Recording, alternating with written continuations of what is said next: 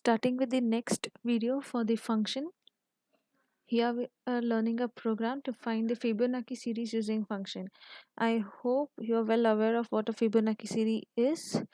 Let's see, this is how the Fibonacci series are printed. यानी Fibonacci series हमेशा start होता है 0 and 1 से, और उसका जो next number होता है that is the addition of previous two. यानी 0 plus 1 is 1, so next number is 1.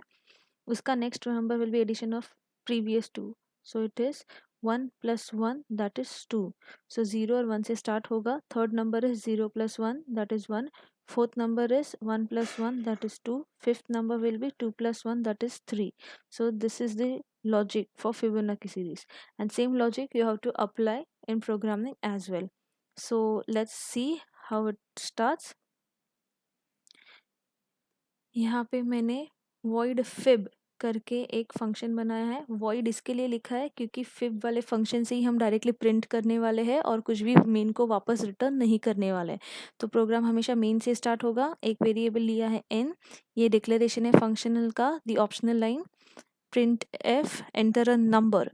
enter a number matlab you have to print till what rows you want that Fibonacci series. Now in our example it is row 1 2 3 4 and 5. So let's say अगर मैं सिर्फ 4 रोज मुझे ये इतना ही print करना है suppose. सो इसके लिए मैंने नंबर ऑफ रोज 4 डाला है. So it will print first 4 rows Fibonacci series. So print F number of rows will be 4 scanf %n n. So n में ही वैल्यू स्टोर हो जाएगा 4. So this is just the title. Fibonacci series is /0/n1.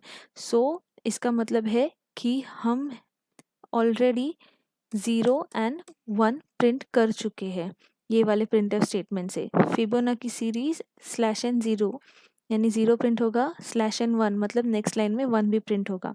उसके बाद ये line जो है इसको बोलते हैं फंक्शन कॉल. अब इसके आगे हमने कुछ भी वेरिएबल लिखे इक्वल्स टू नहीं डाला है. वो इसके लिए नहीं डाला है क्योंकि एज आई मैंशन बिफोर ये वाले प्रोग्राम में हम मेन में कुछ भी वापस रिटर्न नहीं कर रहे हैं. जैसे ही मैंने फंक्शन कॉल किया है तो जो भी प्रिंटिंग है वो डायरेक्टली इस फंक्शन से ही होगा.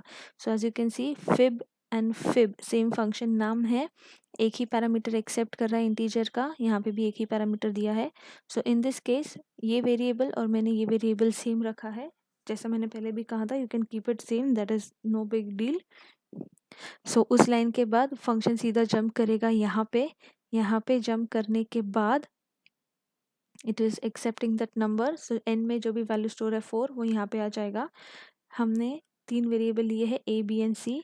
ए को हमने 0 असाइन किया है, बी को हमने 1 असाइन किया है, सी को हम कैलकुलेट करेंगे और आई हमने काउंटर के लिए लिया है इन फॉर लूप.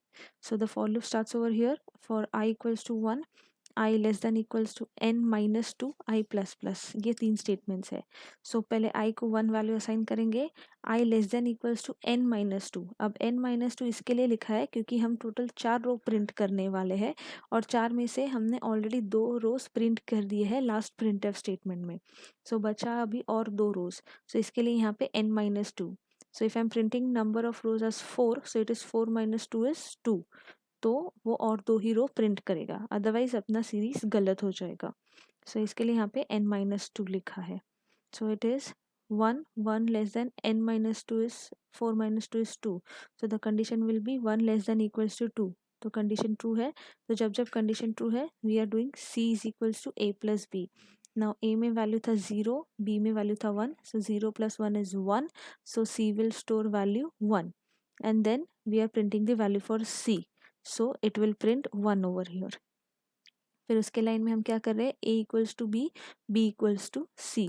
यानी जो b का वैल्यू है वो हम a को दे रहे हैं. सो b का वैल्यू था 1, सो a में 1 असाइन होगा और c का वैल्यू हमने अभी कैलकुलेट किया वो था 1, सो वो b में जाएगा. सो b को भी असाइन हो जाएगा 1. So after execution of these 2 statements a में जो वैल्यू है वो 1 है, b में भी जो वैल्यू है वो 1 है. क्लोजिंग ब्रैकेट आया मतलब वो जाएगा i plus plus.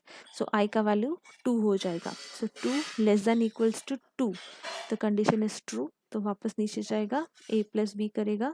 So the last value for a and b is 1 and 1. So it will be 1 plus 1 which is 2. So c का current value is 2. So printf यानी नेक्स्ट लाइन में वो print करेगा 2. फिर उसके बाद a इक्वल्स टू b हो जाएगा, यानी जो b का लास्ट वैल्यू है दैट इज़ 1, वो a में स्टोर हो जाएगा. So the new value for a is again 1 and b equals to c, मतलब जो c का लास्ट वैल्यू है वो b को असाइन हो जाएगा, that is 2. So the value for a is 1, b is 2. I plus plus i will be 3 less than equals to 2, condition false हो जाएगा तो वो आ जाएगा सीधा ब्रैकेट से बाहर.